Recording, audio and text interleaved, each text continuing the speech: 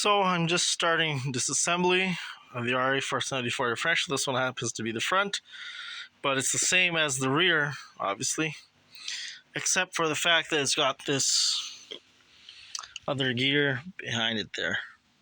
So it's basically on the rear, it's got just a pinion, a yoke on the end of that, splines, and the front one's got this big gear. So first of all, to remove these retainers, again, these things are, jeez, they're massive.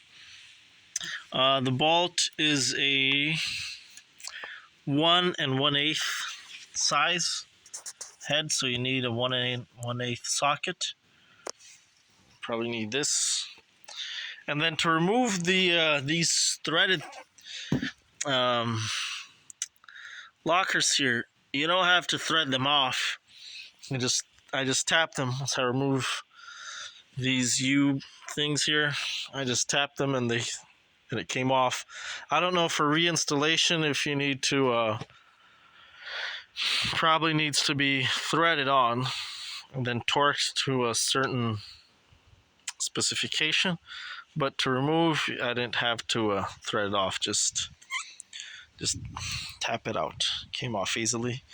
And then once that comes off on the other side, this whole piece should come off, unless I have to remove the actual pinion first. I don't know, we'll see.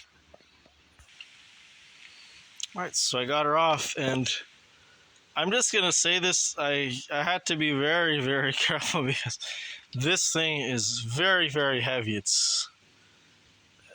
I think it probably doesn't look as heavy. It's definitely not as heavy as I thought it would be, but it's very heavy. It must weigh at least what? At least must weigh what? Like, I don't know, maybe 80 kilos. It's got to be like 200 pounds. And this is the reason why I definitely had to remove this. So hopefully, this is something to keep in mind, because as you can see, look at the size of these bolts of molten steel. So like I said, when the place I got it from, Langile Truck Parts, or Langile, some people say it, I don't know, in Port Perry, they cut the sides of the actual axle, and that causes the whole differential to be filled with junk. So if you're thinking that you're going to simply get your new differential and swap it, you're sadly mistaken. But I've seen other companies that sell the clean differential. Oops. So, and then you could definitely just swap it out. So just something to keep in mind in terms of, time and labor. The bearing inserts came off as well. This fell off. So these things hold the bearings in. And obviously you want to get them on the same side that they were in. So that was on the right side here. This one was on the left. And I'm not going to clean this off now, because I'm just going to try to get a power washer later. Do it that way. But so this will just stay like this for now. And then I'll probably just put those parts just back where they went on, because I know it's going to get mixed up. Probably not a huge deal, because they are the same bearings and there's not wear on them. But they do say, that if one side wears out a little bit more than the other, then you should keep them as a set together. The inserts look fine. Now, I probably won't ever need this part, this housing, because I can't really see this housing getting cracked or anything, but you never know, so I'll keep it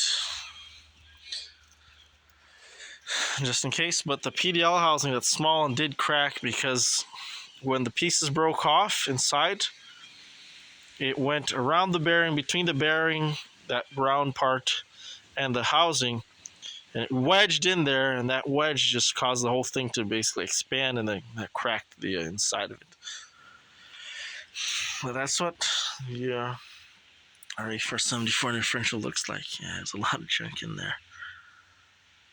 So now I'm going to tap this over here and get this whole piece removed. And then it's, yeah, a little bit more disassembly. And then it's cleaning, just a lot of cleaning. I don't know if I'm going to set this up on a gasoline tank or old-fashioned good old TSP. Trisodium phosphate, I think that's what it stands for. That's more environmentally friendly, cheap.